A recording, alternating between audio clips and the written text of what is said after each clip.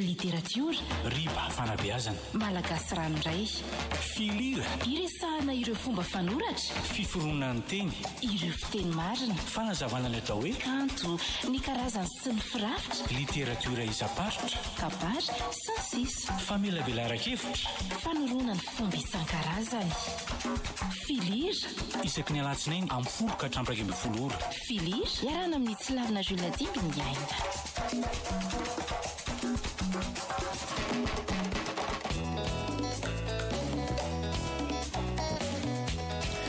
Tokosa tanatin'ny fandarana filira ary isika amin'ny ity alatsinainy 9 febroary 2020 ity miaraba ny namantsika avy amin'ny fobe momba ny teny ny Akademia Malagasy dia eo Dr Oliva tokosa tanatin'ny fandarana. Falomerabantsika mpiaino dia falomeraban'ny Tsilavina tratr'izao maraim-baovao zao indray. Eny ary ny fandarantsika mazava azy dia mizara roa. Ny antsasakadiny voalohany dia tondrana ny famelabelaran-kevitra ary ny antsasakadiny faharoa dia andraisana ny SMS sy ny antso mivantana avy aminareo. Noho izany dia nizao dia azonareo atao sahady ny mandefa ny SMS amin'ny alalan'ny 033 08 850 02 ny fandaminana ho amin'ity fandarantsika tanterahana izao ty dia isy andrampy kely izay resaka nataontsika tamin'ny heriny ny resaka ny tantarany Andriany Mahazony Oro ary ihany koa andray sahady isika aloha hevitra izay efa nalefa tany anatin'ny tambajotran sosialy tany mahakasika ny hoe loko eo amin'ny tontolo isainan'ny malagasy zany ka misy SMS vitsivitsy izay tsy voavaly tamin'ny herin'ny toy izao zany dia izay no raisitsika mieloha ny tondrana izay resaka loko izay dia ny ankoatran'izay ihany koa dia misy daty izay homariana manokana tsy ho ela amin'ity faraiky amby 20 ny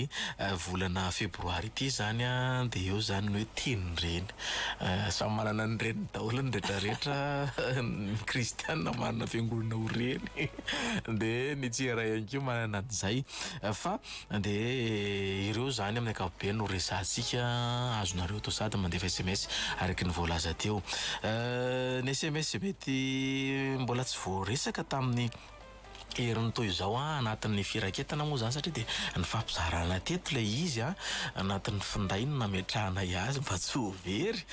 dia ao anatin'izay ilay hoe makasitraka indrindra fa tena afa-po indrindra tamin'ny fandaharana zany fa mangataka ny tantaran'ny Ralaitsivongo hoy ny SMS tato isan'izay nyresahana tao anatin'izay. Ny ankoatran'iny ihany koa dia nyresaka izy hoe misy ifandraisany amin'ny tantaran'ny Kongo ve ozy ny tantaran'ilay olo malaza tamin'io na ihany koa hoe ny fampandrosoana ny Madagasikara amin'ny ankapobeny zany iny ny ifandraisany Kongo amin'izay tantara izay. Dia ny manaraka an'izay dia miresaka izy manao hoe salama tompoko afaka azavaina kely ve ny hoe ambany andro ny ambony andro ireo zany amin'ny ankapobeny SMS tsy voavalitsika tamin'ny zay ny fampihavanana dia eo ihany koa ny hoe ny fampihavanana ny foko satria efa tamin'ny andro radama faharoa zany izy no nisy ny fifandrafiana no ilay hoe fanafiana faritra nataony zareo dia ireo ngambany izay azontsika nombona anazy dia atomboka tsika raiky izay mba isian'ilay hoe hevitra mifandroy. Dia mankasitratsika rehetra zany nandefan'ireo SMS ireo ny tena isika teo zany hoe Ralaitsivongo izahana zany mba io indray zany ny olo malaza hodiniantsika dia fantatsika miloha ihany zany hoe rahovina no atao mikasika an'io Ralaitsivongo satria manana ny tantarany ihany koa io olo mangam-pirenena io raha ny fanafotana mikasika ny Madagasikara zany no resahana dia azo eritreretina hoe efa misy hafa aloha ny eritreretina kanefa tsy maninona akory fa rehefa izay mifangatahanareo dia hoe zany zany ho tanterahana. Misy fandraisany amin'ny tantaran'ny Kongo ve ny tantara Madagasikara ny tantara tantara rehetra eto Madagasikara dia ny fampiankina mifandray avokoa indrindra fa ny tany amin'iny faritra Atsinanana kongo dia ao anatiny ilay ala izay tena nafavay be mihitsy ilay tolom-panafahana ny Madagasikara faizany ary Andriamasinoro moa tsy marina fa tany amin'ny Antemoro izany ny faritra Atsinanana iny fa ny tena nandraisany anjara tamin'izay raharaham-pirenena izay dia teto anivon-tany fa raha ny tantara Madagasikara dia mifandray tanteraka aloha nosy Madagasikara dia misy fiantraikany amin'ny ho avy Madagasikara ny zavatra rehetra natao indrindra fa ny tolona ankoatr'izay dia ny hoe hazavao kely ny hoe Ambaniandro sy Amboniandro teo amin'ny teny ifandraisana tamin'ny ao anatin'ny fiarahamonina dia nanana hevitra manokana ilay hoe Ambaniandro dia nanondrona ny olona avy ety akibon'ny tany zany fa tsisy ny hoe Amboniandro ilay ambany zany dia tsy filazana ny hoe nisy natsiako zany nisy mpanazahy Antandroy izay zany ombiasy moa ny fampiasan'ny Antandroy azy ary lehibean'ny ombiasy Antandroy tao Tanimora dia isaky niresaka taminay zay andresaka teto izay dia miteny foana izy hoe ianareo atao hoe Ambaniandro satria dia ny anareo ny faritra avo indrindra zany manakaiky masoandro kokoa dia nareo zany ny tena eo ambany ilay masoandro aleko mitasina an'izay fanazavana zay toy izay ilay le hoe tambany ilay hoe Ambaniandro eo moko zany le tany amin'ny hoe zarazara ao an-jakana dia izay teny malagasy koa nampiasain'ny sasany teny mpanjanaka izany ampizarazarana ny malagasy misy hoe tanivo sy tanindrana Ambaniandro fa tsy ihany akory le izy fa raha vavahantsika ny hoe ambany andro dia ilay masoandro zany no resana fa tsy ny andro na le hoe vitana na tonon'andro akory resana tamin'izay fa le hoe faritra misy ny tena fa tsy ilay tonon'andro na tonom-bitana akory sa ny faritra rehetra ny olona rehetra naiza dia misy zany ny vitana tsara vitana fa tsy hoe vitana ambany tsara na ratsy fotsiny vitana ilaina ny fampiafanam-pirenena satria dia radama sy ny fanitarana ny fanjakany dia na andriparipaka kely ny foko mandritra izany raha nakany amin'ny faritra Atsinanana tamin'ny fotoanandro zany dia tany amin'ny taona 3 tany ho any zany dia tena dia mihitsy zany ary mare mirandrana ozy izy zareo tany zany dia gaga amin'ilay mbola fitenena zany fa nindrona izy tsy niteny hoe Ambaniandro fa hoe male mirandrana dia aveo moa rehefa nataony fanadihadiana dia hoe radamany ozy izy mila andradamany ozy izy tsy nifantina mihitsy fa taty izy tany namono zaza mambevavy sy ny sisa dia iny eo amponiny malagasy dia le Andriamasinoro ihany koa tena hoe fitiavana ny nandehanany taty araka ny resahantsika nefa iny raha misy filazana ihany koa hoe mbola nampijaliana kokoa tany amin'ny moron-davatany amin'ny faritra tsy mitany izy nijaly be tany zay vao nivonoana amin'izay dia reny koa mbola nametraka fery ka misy moa ilay faneken'ny mpanjaka rasoerina ihany taty orira hoe diso izay dia natsona ry zareo dia reny angamba ny tokony ho ataontsika hoe amafana ilay fahatsiarovana ratsy zany fa ny malagasy dia iray ihany izay nataony ratamatany moa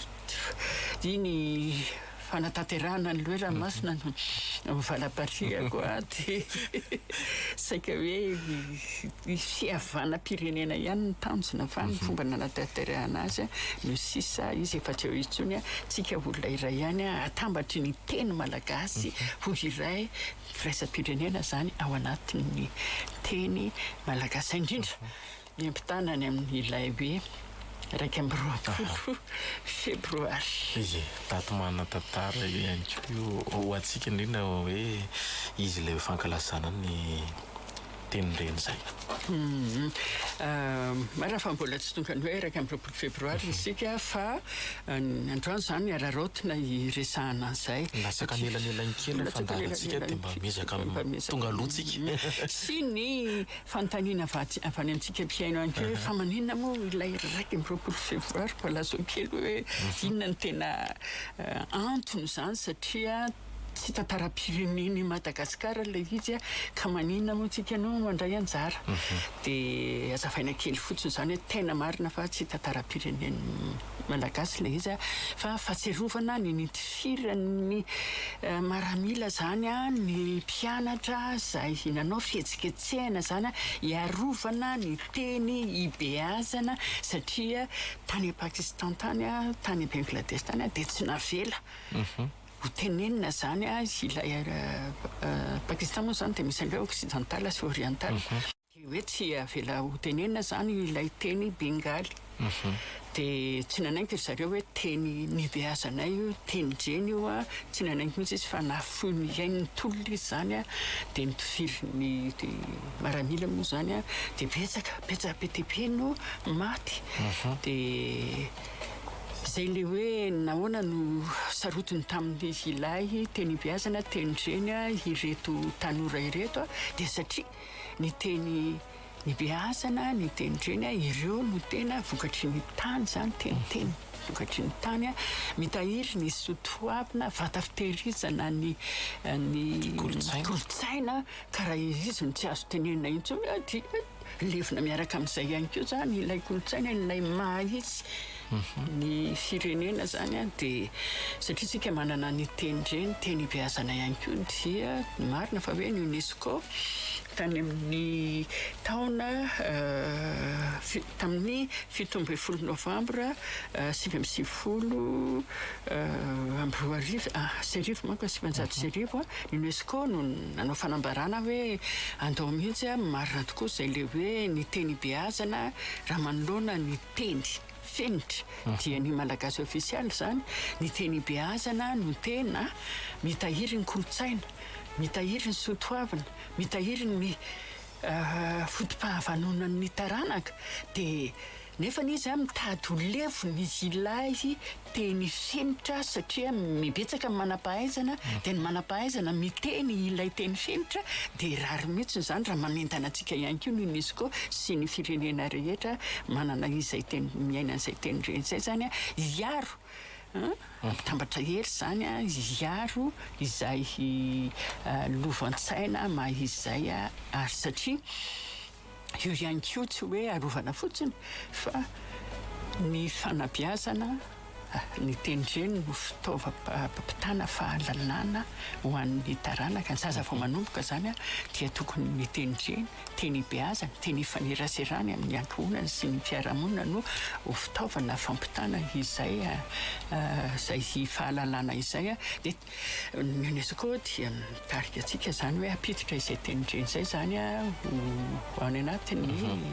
anatanterahana zany ny fianarana ao anatin'ny raha-pampianarana dia izay ny antony nandraisana ihany koa zany ankalaza isika ka ny endriky ny fankalazana satria hoe tsy ankalaza fotsiny dia lasa ny 1 febroary dia vita indray iny dia miandriny amin'ny epitaona indray fa nisy zavatra natao hoe tsy maintsy misy zavatra atao zany hoe anentanana ny tsirairay iarovana izay teny beazana izay dia ny teny beazana moa zany dia le fiteny isaparitra amin'ny ankapobeny dia tamin'ny isa-taona moa zany ny malagasy misy an'izay le hoe 1 febroary sy ny ray volana teny malagasy dia isaky ny 1 febroary isika dia mankalaza izay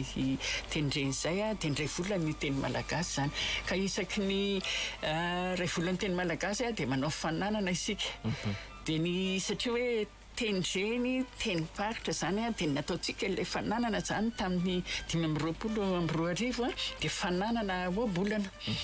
dia amin'ny 1 febroary io a no anononana ny vokatry ny fananana famoronana obolana izay nikarakarahy ny fobe momba ny teny amin'ny akademia malagasy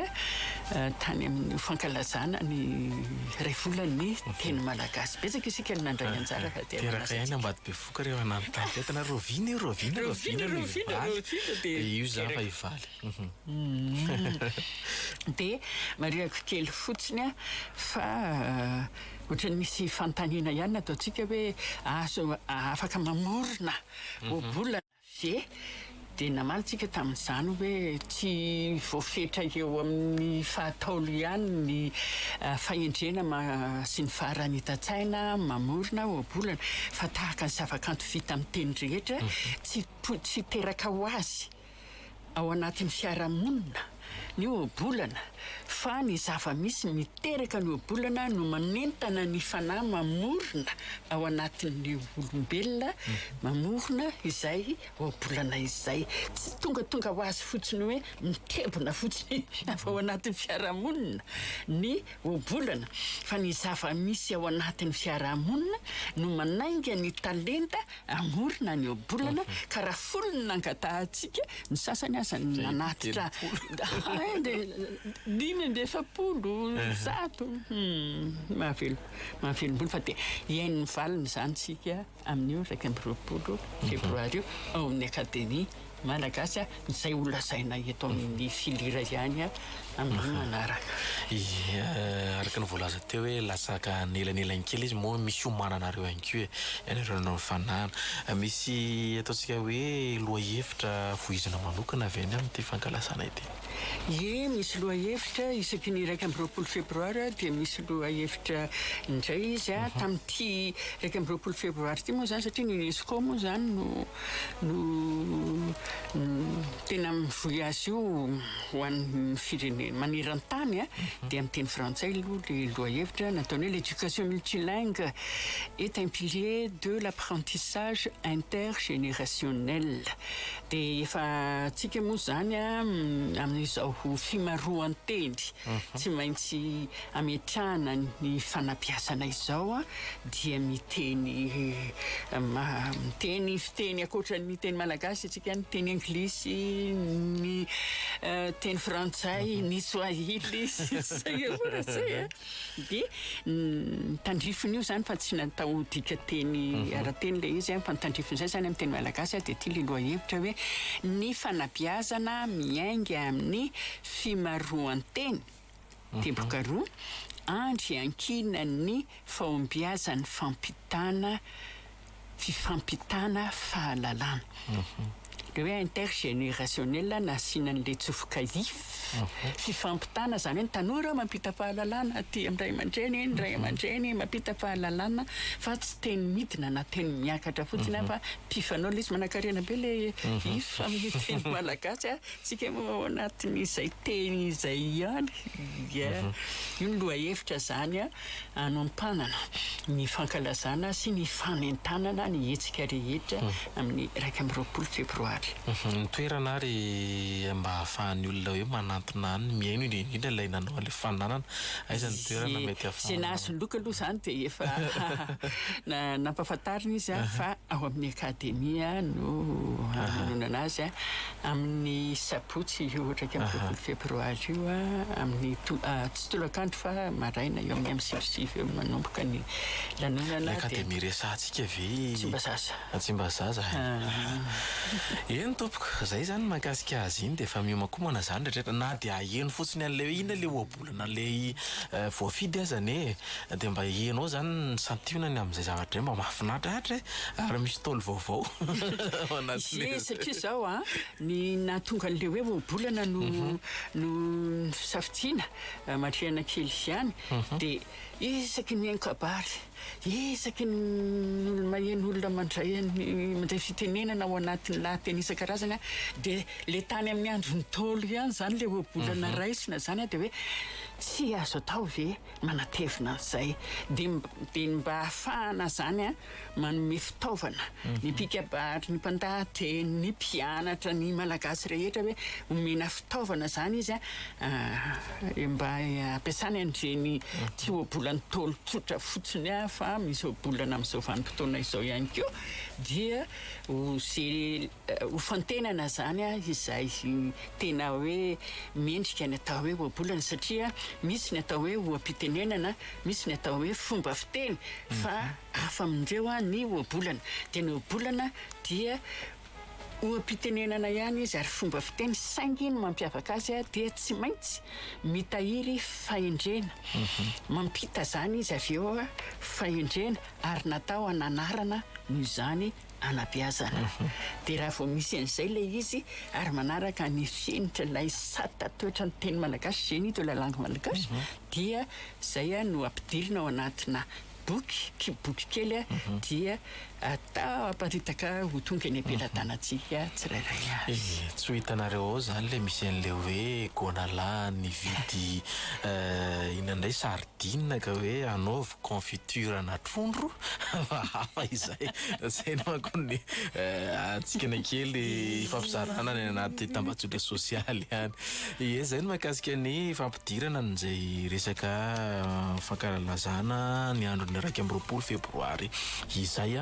fa iverintsika ao anatin'ny loha-hevitra zay ifampizarana amin'ity androany ity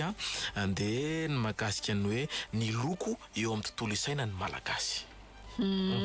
Dia hoe inona moa zany mety anitikitiana izaytsika zany hoe inona raha nahatonga fifantenana izany loha-hevitra izany. Tena za manokana mihitsy niaraka tamin'ny mpiara-miasa ary Andriamatoa Tsilavina zany no nieritreritra hoe isaky ny miteny manko ny malagasy ny amin'izay loko izay dia raha mena ny tiany resahana dia ohatrany hoe menamena ny akanjony, raha manga ny tiany resahana mangamanga ny akanjony, fotsy ny tiany resahana fotsifotsy, mavomavo, maitsomaitso. Fa maninona no manao an'izay teny verindroa izay foana ny malagasy rehefa manonona loko fantatra mazava nefa fa ny teny verindroa dia tarika ao amin'ny fanalefahana ny hevitra ambara ny fototeny. Ohatra zany zao hoe manga dia mangamanga tsy misy fanalefahana nefa le fa loko manga ihany tiantenena. Fa raha ohatra zao hoe miala amin'ny resaka loko isika fa ohatra hoe tsara hafa ny tsara sy ny hoe tsaratsara tsy tena tsara zany, hafa ny hoe lavalava tsy tena lava izany. Fa ny loko ny mavo rehefa mavo izy dia mavomavo izy fa tsy gasy tsy manavanana azy ilay hoe mavo maitso fa tonga dia verindroa foana ny manavanana azy sy bilisatra ao anatin'ny vavany ao na ahoana ny fihetsika iombonina mbahoaka dia tsy tonga ho azy hoy ny mpandinika tontolo isainana zany filozofy sy psikologa zany le hoe mpandinika eo amin'ny sehatry ny tontolo isainana izay tsy tonga ho azy fa misy mibaiko aparahatoka. Ka inona loatra mibaiko aparahatoka ny malagasy eo amin'izay fanononana loko izay mahatonga azy hatrany dia mitazona ilay verindroa. Hitantsika hoe mitazona satria na diareo tanora ireo aza ka miteny amin'ny teny frantsay dia hozy izy hoe gris ny akanjona anaovany dia bleu iny jerereo fa ataony verindroa le izy dia any foana zany hoe misy zavatra mibaiko aparahatoka fa tsy tonga ho azy saina tselaka ao anatiny eo fotsiny hoe ndia ataoko verindroa ingaingaingany ity mbola jereo sarotsarotra be azany hoe le marron iny rehefa ohatra hoe marron iny dia le marron iny tanao dia nefa ny dia tena hoe loko anankiray ihany fa tsy misy hoe fanalefahana. Dia misy koa nefany loko tsy ataony verindroa rehefa hitany hoe tapitra zany le amin'le havana iny manko ny an'le loko hoe de rehefa tapitra iny a de lasa am'izay izy a mijery ny zava-misy ao anana de ohatra hoe volombato-lalaka tsy zay volombato-lalaka volontany volomparasy hafa nefa fa tsy alaina am'parasy de hoe ilay parasy fa dia rehefa tsy afaka atao velondro ihany izy no tsy manao velondro fa raha vao azony atao velondro zany a dia ataony velondro ny nahatonga antsika hoe maninona malagasy zany hoe tsy ny malagasy rery no miresaka loko fa ny vahiny ihany koa ny tandrefana zany de manakory ary zay resaka loko zay aloha jerentsika ny any amin'ny tandrefana de aveo tsika miditra amin'ny malagasy ny any vahiny zany a ny mpikaroka vahiny zany dia ny any tandrefana ny anazy koa misy fitraikany eo amin'ny toetra mampietsika ny loko ohatra fotsiny zao ny ainga tamin'ny ilay hitanao le tolonomby vazaha any amin'ny arenina zany raha atao fotsifotsy le tsy taitra loatra le omby fa rehefa ataonao menamena de tonga de rifatra be zany le omby rehefa menamena rehetra karakaratra mampidorehitra ny loko iny mamasika be any ilay omby eo ny aingan'ny ilay fikarohan'ny vazaha zany hoe ty loko ty tena misy fiatraikany amin'ny toetra mampietsika sy ny fihetseham-po indrindra ka ny loko midorehitra raha fitiniko zany fa tsika tsy hiditra ny vazaha loatra manko raha ny loko midorehitra sy marevaka zany a de mitarika ho amin'ny fihetseham-po mitratrevatreva linady tiahika zay de ohatra zao raha raisitsika zao misy foka eto ambonin'ny tany tsy lazaiko zany a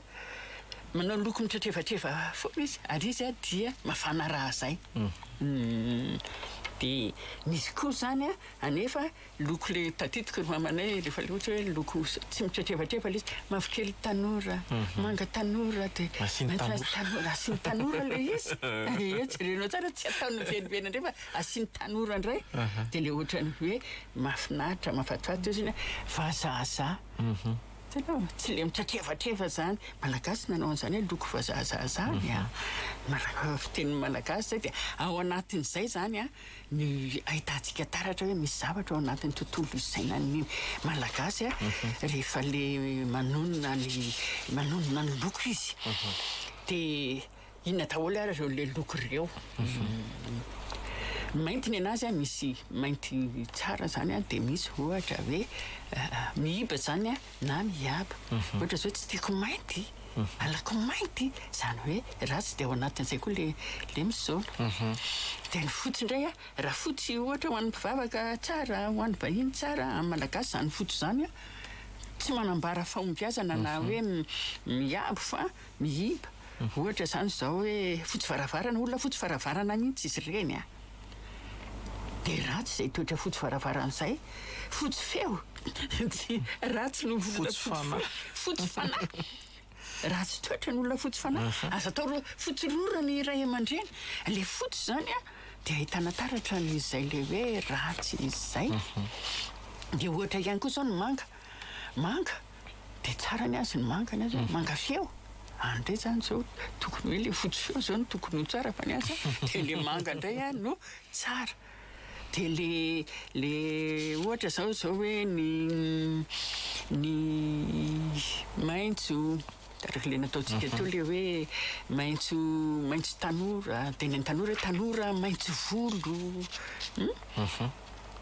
de misy ihany koa ohatra zao le hoe mena misy ny ataony hoe mena mitorehatra mena tsy mitorehatra zany manambara satria tsy nandrindrina varavarana tamin'ny toloneny tamin'ny vahiny ny malagasy fa ny mena zao vao tamin'ny tsy vao tamin'ny zoma tamin'ity farany herinandro ty betsaka ny loko mena nampiasaina manambara manambara n'ilay fitiavana miredareda sy ny sisy sady iraisan'ny malagasy zany hoe tsy nandrindrim-baravarana izy na nanana ny anazy manokana ary ohatra ihany koa hoe rehefa misy teraka de ny mangamanga ny zazalahy ny mavokely amin'ny zazavavy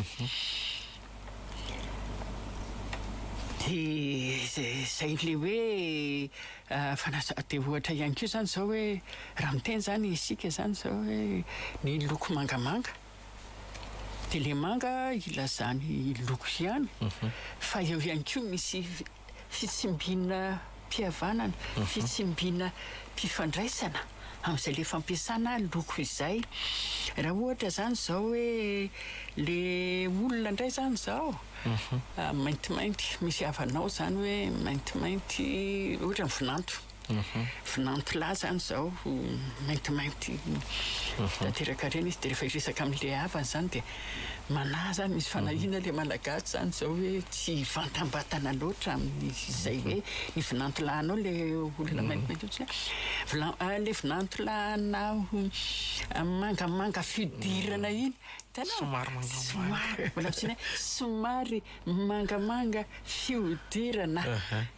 misy an'izay fanahina izay dia taratra ao anatin'le fampiasana loko dia raisika amin'izay zay le hoe mibahana tanteraka zany eo amin'ilay voambolana hoentina manondro loko izay aya tsy anindrona tsy anontohana ny fifandraisana mirindra izay dia hitatsika ohatra manamafy an'izay fanamariana amin'ilay hoe maninona le malagasy manao velondro dia hoe tsy te ziriziry hevitra izy misy an'izay le hoe finiavana tsy miziriziry izay dia jereo tsara ange ao anatin' rehefa misy tanora na olon-dehibe zany miditra birao anankiray dia manodondona dia manao na tompoko dia aveo dia hoe saika an-tany dia le tsy malala an'izay le hoe toe-tsaina malagasy tontolo isaina malagasy misy an'izay fanahina izay ka tsy tia miziriziry dia hoe saika an-tany nefa tena an-tany ny antody dia hoy la izy tsy tena le mivatambatana zany tsy mipetraka eo amin'ny toerany ilay malagasy mifandray mifanajary toerana dia hoe saika an-tany sa tena an-tany dia lasa tonga dia voatoana indray ny amin'ny fotoan'ilay olona zany dia eny an-tany dia zay le hoe aparatoka le izy lovatsaina le izy mibaiky ny fanehoan-kevitra dia hita taratra ao anatiny izay fanonana an'le loko zay zany ilay toe-tsaina malagasy ilay filozofia malagasy mitsimbona fihavanana fitsimbiana mpihavanana ny taratra ao anatin'izay satria ny teny verindroa dia manalefaka filazan-javatra dia na dia tsy aotsony ara ilay hoe manalefaka dia satria ao anatin'ny tontolo isaina n'izay le hoe tsy miziriziry dia mety aminy kokoa ilay manao verindroa manambara loko ton'izay ilay tonga dia miziry amin'ny hoe maintso manga fotsy mena saina pandry saina tsy enjery kely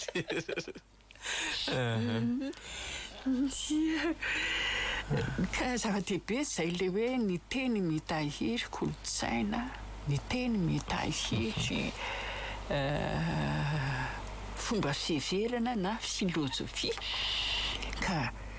ilaina zany amina zavatra hoe tsy ampozina tsy hoe mety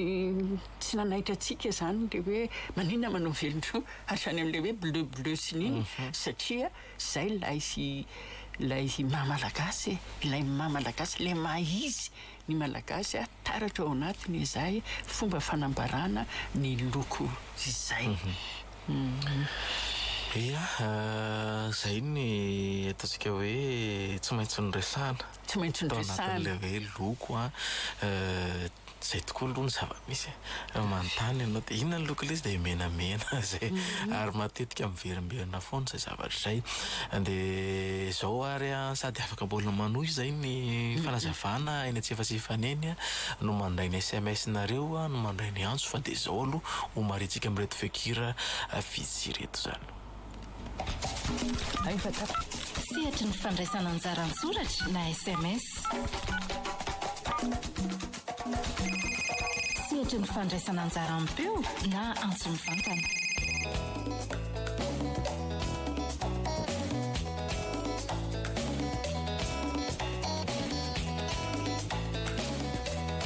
mifantany zay aty ay fantatrao ve moa ny anarako misy hoe raha mavo ao anatin'ny resaka dia izay koa moa zany no tonga anay rehefa nanomana dia na ny anarako ary ny misy anarana misy ale hoe mavo ny fandikany malagasy anazy dia ohatrany hoe fanivaivana sy ny sisa fa misy akony ihany koa zay amin'ny resaka anarana. Ny anarako moa dia Ramavo Nirina, ny loko mavo a, dia misy ohatra hoe mahita anay mavomavo dia ohatrany hoe zany hoe tambamvoatra zany zay manambara hoe ratsy zany dia misy ihany koa le hoe ny komoriana nataontsika hoe mavranjo dia le loko mavo hoe zany a tena miiba zany hoe ratsy foana zany no ambarany. Tsia Ranavalona zao a dia mavo no anarany. Le mavo a amin'ny nahatrany amin'ny brésiliana zany eran-tany dia lokon'ny masoandro a ery fahefana zay no ary any amin'ny fanandrona ihany koa misy mpanandro na avany amin'ny firenena hafarany a dia le mavo aloha zany taratry ny masoandro a ery hafanana fahefana zany. Fa maninona no misy an'ilay hoe mahita anay mavomavo tsy moa hoe mavomavo le izy fa komavoka na ny ambanivohitra mantsy dia miasa tany dia miloloha tany dia avy eo dia miloko ny tany iny zany manamavomavo an'le tarehany dia ohatrany hoe mavo lamba mavo ranjo komavoka ny tena voambolana ny angany zay fa ny ala ilay koa iny dia le mavoka dia le faratenka koa zany dia le mavo sisa no tavela ka komavoka ny tena izy fa eo amin'ilay fifandraisana fitsitsiana dia lasa hoe mavo. Dia ohatra ihany koa zany zao amin'le hoe mavo misy lafiny ratsy tany amin'ny repoblika voalohany dia ny olona atao hoe ramavo dia mpivarotena. Tezeria tamin'izany sisa efa teraka tamin'izany dia nanaovana fikerohana manokana zany hoe inona le hoe tena satria ny zava-nisy zany hoe reny ramavo dia mpivarotena le izy dia hoe za hoe zany dia ny anarako raha tena tsy mety mamaly tamin'izany rehefa atao hoe ramavo kananjo rehefa nivavahana le izy rehefa efa tonga tao amin'ile mianatra nandalina ny teny malagasy tsy hoe mavo ny ao anatin'izay fa ny mpiteny dia misy an'le hoe fikisahana fa hoe raha mahavonjy amin'ny poritra dia nafoezina le izy dia raha mavo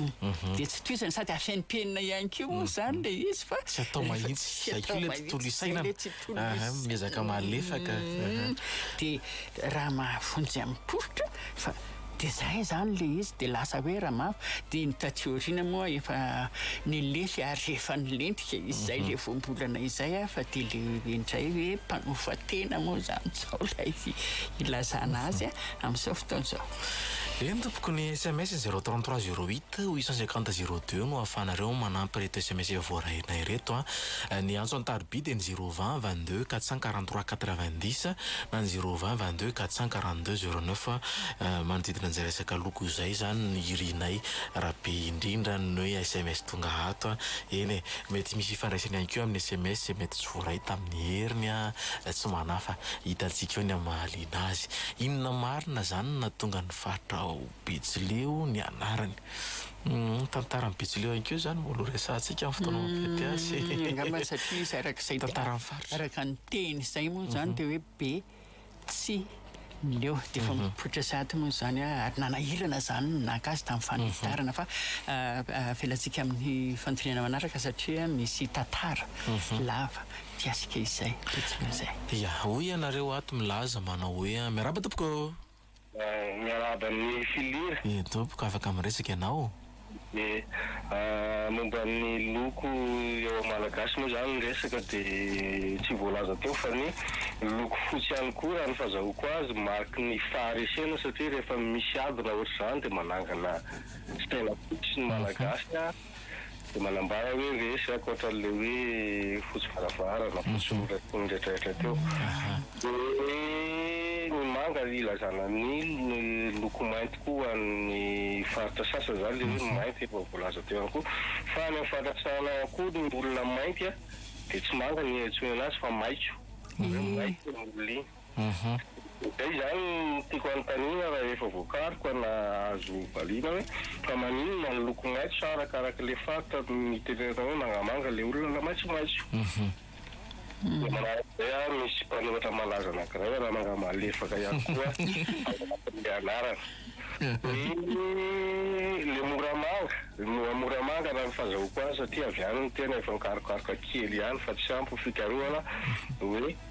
tsy manga le manga voankazo le lazaina fa fivarotana andeho koa taloha dia izay na moramanga anazy satria mora ny andevo tany. Fa tsy haiko na tena hoe zay hoe andevo sa mangamanga mpivarotena sa tsy haiko azo zavaina raha afaka mpanazavina reo mankasitraka. Saotra tompoko. Mankasitraka amin'izy ilay fidirana amin'ny vatana ary tena nampanakarena be ny fanolorana n'ilay fomba fiheverana ny loko sy ny kolotsaina entin'izay loko izay amin'ny malagasy le izy satria nanenjika le fotoana moa zay tsy lavina teto efa nidominy raha hoe efa tapitra ny le fotoana tapitra fa misaotra anao nanampy zany hoe tena marina tokoa fa tamin'ny ilavolefina ny mpanjaka zany dia nanangana saina fotsy iraisany izao tontolo izao rehefa vao mitsangana ny saina fotsy dia manaingo resy zany filavona lefina faharesena zany ilay fotsy na ohatra aza hoe misy lafiny tsara ho an'ny kristianina. Dia le manga moa zany sy le hoe maitso na izy atao hoe mangamanga na maitsomaitso fa rakaraka ny faritra le izy zany hoe ngamba tsy tompo teny fantatra satria zay moa zany le hoe malagasy le tsy miziriziry tsy mitompo teny fantatra satria hitantsika ao anatiny izay le hoe atao elanelam-panahy mitady elanelam-panahy foana zany ka ny tsara aloha zany mba tsy hoe tompo teny fantatra dia tsara zao amin'ny fandalinana satria netiko tany amin'ny akademia sy professeur Razana Manana Marizana manko ty resaka loko ty dia be dia be mihitsy le fanontaniana zay ny antony tondrantsika azy eto betsaka le fanontaniana hoe alaliny kely mikasika ny loko maitso ny loko mainty ny loko mavo ny loko manga satria ny tolo malagasy dia ny fisaonana tsy mainty akory fa manga dia maninona koa ny Arabia Saoudite tsy nampiasa n'ilay tapimena raha nandray ny foloatsika amin'izao fotoan'izao fa misy azy tafiditra miaraba tompoko. Allo. Ya afaka miresaka tompoko. Miaraba tompoko. Tompoko. Miaraba ny vahiny. Ya. Miaraba tompoko. Dia sika mba tiako fanontaniana moa miendrika ihany hoe mety hoe fanamariana ihany koa eo amin'le loko manga zany tiako asiana resaka kely. Izy io moa ko miteny hoe manga zany ohatrany hoe mety hoe mitony loko manga izy dia misy koa hoe hatsarana le mangamanga. Manga na manga izy zany manga ny lanitra. Zay ho dia manga ianareo zany manga milaza hoe mainty koa atao hoe misy analamanga. Ny komba milaza fina kely analamanga ina moa natolo ale analamanga fa fandiniaka azy hoe mety hoe misy an'le ala aloha taloha ohatrany zay hoe mamanga azy hoe tsara le vohatra ve raha izay eo amin'le hoe menamena ihany koa mba tiako fanontaniana hoe ny menamena zany manambara hoe mpanjaka zany io menamena io dia reto an'reto zany le hoe mena moa valaly zay tiana malalaka tsy koa zay tiana ampitapitaina am'izay mihina zany midika le menamena fa ny fahafantarako azy fotsiny le mena hoe asaika sady fa manontany moa zany mamaly ihany hoe manahoana tokoa fa imena io loko ampiasain'ny olona indrindra reo le mpanao raokandro malagasy. Hitanao ohatra hoe mialatsiny amin'ny fomba fiteny hoe mitaiza olona zany hoe mitsabo olona moa zany izy mitaiza olona araka malagasy azy fa io moa zany tsy hidirana lalina fa le loko ny tiako apetraka eto satria samy manana maizy azy ny olona tsirairay avy le hoe marika dia eo koa le hoe menamena takan'le mpanjaka raha zany raha miloko mena. Dia zay zavatra zay zany tsara hoe azavaina ihany koa izy dikan'izany matoa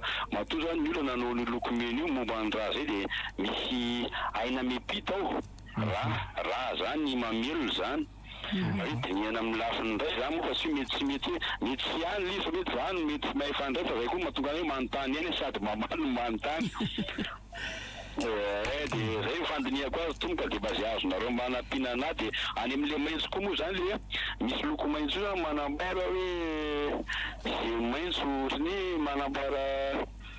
fitiavana ohatry zany maitso aloha andro am'le maitso fa iny tsara maitso mavana atao maitso tsara de mainty indray le maitso zany ohatra aminazy zany tny hoe mariky ny fisaonany zany de mifotsy moa voalaza an'le namana teo fandresy faharesena moa izy teo ka le aminahy ko nefa mifotsiny hoe mariky ny fahadiovana ekeo aminazy raha madika kativitra zay hoe rehefa madio ohatra madio mankatsakatsaka fotsy zany folo zany madio zany zay zay tompoko makasitraka ohatra tompoko ia de misy ifandraisany ilay fanontaniana anankiroa teo le hoe manga sy ny maitso de manga sy maitso tamin'ilay namana anankiroa ny fanesy teo le hoe le analamanga no itenenako azy ny analamanga zany Tananarivo le tendrombohitra io feno ala be de ohatran'izay koa ohatra hoe tely feno ala be de rehefa lavitra le izy tsy gasy tsy nilaza an'le zay le hoe tsy miziriziry izy fa hoe analamanga maitsomaitso be de tiany maitso antitra be zany de efa manakaiky ny manga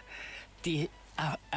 elany fotsiny tsotra fotsiny hoe mety ilazana zany le hoe tena betsaka feno de efa manakaiky ny tsy fakahitana de zay le hoe analamanga de le manga sy ny maitso zany ampifanakikezin'ny malagasy rehefa ikisaka zany ilay maitso dia mankaty amin'ny manga fa ny fomba fizerana ao ambadik'izay no ampitainy indray zany hoe ny manga de mety ho tsara de mety hoe ilazana hatsarana izany rehefa koa misy an'le hoe manga moa zany de le maitso zao no tianytenenina fa le fitsimbiana-pihavanana hoy isika le marimaritra iraisana no apetraka dia lay loko fa le mena tikatra no iverenana mety sy fandraisany am'le manga ihany io am'le tapis satria le tapis mangamanga de iny ny firenena tsirairay avy moa zany de samy manana ny ilay hiantsony azy fa ilay mena de tena marina mihitsy raha misy ilay teneninao teo hoe findrianana moa zany le mena de aveo ihany koa ilay hoe le findrianana tsy fahefana ray sy ny tanana fotsiny fa lova vokatry ny ra zay ny filozofia malagasy zany le hoe fahefana lova ia miaraba tompoko allo afaka miresaka ianao tompoko ia anatao fandarina filira afaka miresaka ianao eny ary eny tompoko miarabatsika maraba ny vahiny miraba tompoko mba ny hevitra kely ndahary tompoko le loko ihany koa zany de tafiditra ao anatin'ny finoana sy maneho hevitra maneho hevitra ny loko de maneho finoana ny loko ny hevitra zany zao le hoe zay maitso fanantenana zay mena valala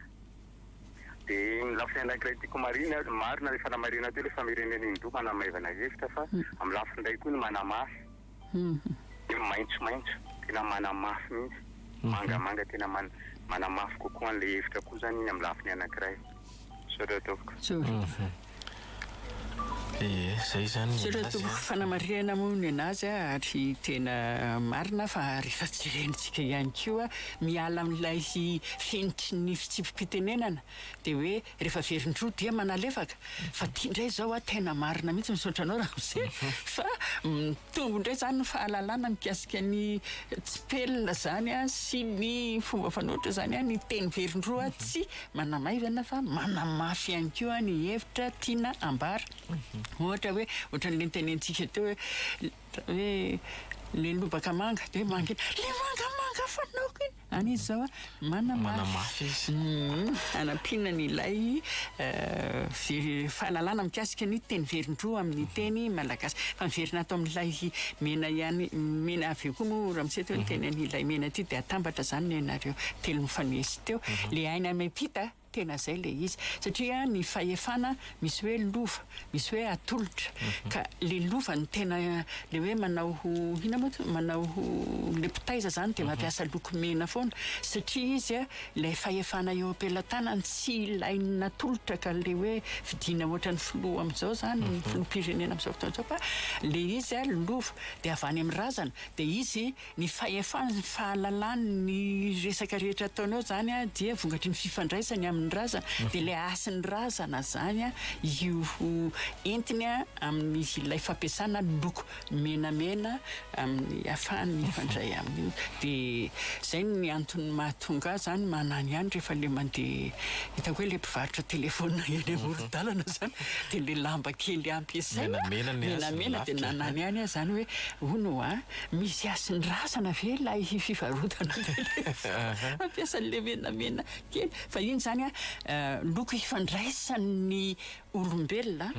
amin'ny fanahin'ny mpanjaka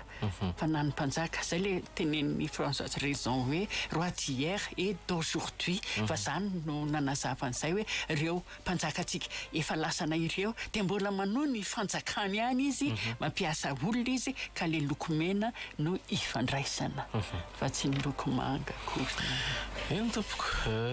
hoy ny ato hoe io loko sainam-pirenena malagasy io no tiako alalinina ny tena heviny resaka loko moa tsika zany fotsy maitso mena ia ka le tany amin'ny fa za moa le hoe manga fotomena fandraisana fa le hoe maitso fotomena sa le loko ny sainam-pirenentsika io efa impesaka moa zany le loko maitso zany de le hoe fanantenana raha miroso amin'izay faleovatena zay zany tsika de misy fanantenana no tafavoaka ny androso ny velatra ny fanantenana rehetra zany dia apetraka eo amin'izay le hoe fakana hoe nahazo ny fahaleovatena dia misy fanantenana zany zay fahaleovatena zay fa tsy fahaleovatena pokaty de ny fanantenantsika amin'io avy zany ny amin'ny fiainam-pirenena fiaina de fandresena satria dia loko maitso loko ny fanantenana loko ny fandresena menamena dia ilay le hoe aina mepita ity tanindrazako ny taninjanako zareo efa tonga saintsika amin'ilay teny ampiasaina taloha tanindrazako ny lasa fa itsika koa dia amela ho an'ny taranaka dia taninjanako mitombon'ilay voambolana malagasy isaky ny misy tolona tao moa zany dia tsy maintsy misy voambolana mipoitra de voambolana azotsika indray zany zao fanatevenana ny teny malagasy tamin'ny tolona nelana tamin'ny rafitra teo aloha zay ka iainantsika amin'izao rafitra ny fanavaozana zao de le hoe tany injanako satria ny atsika tanindrazana taloha de ny taninjanako de tsy ny akademia no namorona azy fa ilay etsy-bahoaka no niteraka ilay taninjanako de io fanantenantsika io zany lay fahaleovatena mba hitohy hatrany amin'ny taranaka any ary misy asina hoe masina ny tanindrazana manakasina ny firenena manakasina ny vahoaka ao anatin'ilay mena izay de le hoe taranaka mepita aina mepita ao anatin'ilay mena zany rehetra izany dia ao anatin'ny mangarahara fotsy madio miarahaba tompoko afaka miresaka ianao eny tompoko eto Antananarivo any sika tany eto amin'ity mafimafy telo fotsiny ahoana moa zany taloha ty any sika dia mba azonareo azavaina rika hoe fotsy fanahy fotsy varavarana fotsy rora zareo manko ohatran'ny misy ino mahasamihafa kely azy any amin'ny sady de teo foty marefaka de fefandisy misy le hoe fotsy fanahy varavarana fotsy rora mba azonareo azavaina mihitsy azavana eny tompoko le fotsy fanahy aloha zany de le hoe tsisy ninona tsony fotsy de tena hoe le fanahy mankony zao dia misy ny fahendrena saina manko ny fanahy aloha amin'ny malagasy de sary toy ny saina afaka mandanjalanja mametraka ny atao eo amin'ny antonony ary mibantsina ny ho avy zay ilay fanahy Leopold Andriamarilaza zokobe mpiaroka momba ny mahaolona no namoaka an'izay famaritan'izay fa tsy afyamiko dia mandray fotsiny mandova fotsiny satria zanaka dia zay rehetra zay tsy ao anatiny ilay sain'ilay olona tsy ao anatiny ilay toetra ny intsony lasa dia zay le hoe fotsy fanahy ratsy toetra fa tsisy nina intsony ny fanahy mankony a dia raha mbola velona eo le olona dia ao le fanahy fa hoe mbola mitondra ny ilay ery mahavanina vela fanahy ao aminy dia zay le hoe tsy ao tsonika fotsy dia mbola miampita ty amin'ny filazan-javatra raba tompoko afaka miresaka tompoko efa te ihany tompoko am've fotsiny eo dia le am'simba nytily hoe fotsy varavarana dia za koa saka mba hanampiny mba hazavaina kely hoe mena am'raviravy dia maitso ririnina maitso ririnina da dia mba hazavaina kely saka ena eny tompoko eny fotoanantsika moa zany somary fofoy ihany fa dia sy voavaly aloha dia voavaly toizana fotoana mampety azy indray nitatsika azy ndawary dia maketo amin'ilay fotsy fanahy moa zany tsika dia le fotsy farafarana indray a le farafarana zany a tokony hoe maloto satria diavina foana dia sary teny le izy hoe satria zany lasa mandeha any tsy mba mivezivezy makany an-tsaha makany an-dakozia tsy mba ao lalandava ilay olona dia io zany le varavarana fa dia madio be sary teny tenenan'ny Taolo zany hoe tokony maintomainty le izy rehefa lalovana foana izy dia nefa izy fotsy zany hoe tsy ao matetika fotsy roro ty indray a dia le mahita an'le hoe miteniteny reraka rehefa reraka manko ny tena dia fotsifotsy be le roro izy io mety tateo rindrina zany fa hoe miteny reraka miteny rehefa reraka dia madity le rora dia ny ray aman-dreny reraka miteny sary teny entina miteny an'ilay harerahany ray aman-dreny mananatra nday le fotsy roro mena miraviravy le mena mankony a manaitra zay le nataontsika tamin'le omby teo hoe dia rehefa magnita an'le hoe rehefa misy zavatra dia sary teny amin'izay le izy zany hoe misy zavatra manaitra anjonoana dia zay le hoe mena miraviravy zavatra manaitra anjonoana ka avy eo a roboka zany satria misarika ny ao am-po zany a ny fihetsem-po ny saina ohatran'le sanatria olona moko ny atao hoe mena miraviravy dia makany amin'le omby teo tsika raha fotsy raha loko hafa tsy taitra izy fa rehefa ohatra natao an'le mena amin'izay nataona raviravy eo anolonany eo dia iny mirifatra ilay omby dia ohatran'izay koa hoe voasitona zany manintona ny loko mena misy fanazavana siantifika ny tandrefana ilay izy fa tsy hidirantsika zay fa tsika miaina ny ilay fanahy malagasy dia zay zavatra manintona zany dia natao hoe dia rehefa hoe sitratra ny mena miraviravy dia lasa damby zavatra manintona fa ndraimbava mahakasika le maitso rinina anarana zava-maniry moa le maitso rinina matsiaro ny hirany misy hiranakay aloha sitany hoe nany hirany hoe voninkazo adaladala izy rery dia le maitso rinina zany a amin'ny ririnina tokony ho maty daholy ny ravina kanefa mbola maniry eo ihany le izy dia maitso ririnina iny tsisy hoe ohatra ampitenenana fa maitso ririnina zany hoe amin'ny fotoana misy olana be dia be ianao nefa zany a mbola mijidina eo ihany a mbola tsy miotsina zany a dia zay le hoe hery lehibe ho anao le izy tsisy idiran'izay ny maitso lafika ho an'ireo zay mety hoe misy olana mivalana ny ankizy any amin'ny toerana misy azy ihany ara-psikolozika moa zany dia hoe resaka tsy fampiana fitiavana ho an'ny zanaka mety mahatonga an'izany hoe maitso lafiko zany misy ny olona mahay manoto mahakasika an'ireny mety ho zay misy koa nefa nilaza hoe resao tsara le zaza ampifantaro azy ny tokony atao amin'ny fotoana mapety azy a dia iny mahafaka le maitso lafika iny zany mahandro lalandava zany le lafika dia maniry manko ny zavatra rehefa misy lomotra le izy dia mahita isika zay ankira ataontsika na marina aloha ny fiarahana dia tamin'ny fandahana filira tamin'ity androany ity a ho hitantsika eo reo SMS nalefanareo reo a misy loha hevitra maro azontsika raisina amin'ireo a mazava azy dia hisorana anareo nandevan'izay mankasitraka anareo zay miantso mivantana misaotra ny namantsika avy amin'ny fobe momba ny teny akademia malagasy mankasitraka ny namana Livankajy ny sehatra teknika dia mametraka zahay any manapiresaka manapitafa ho amin'ny manaraka indray veloma topoka ary mankasitraka indrindra filira fitsipika literatiora riba fanabeazana malagasy ranoray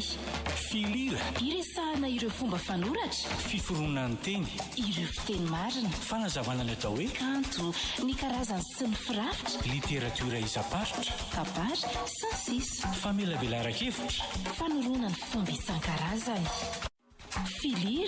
isaky ny alatsinainy amin'ny folo ka hatramin'ny 20 ora filira iarana amin'ny tsilavina Julia Dibingaina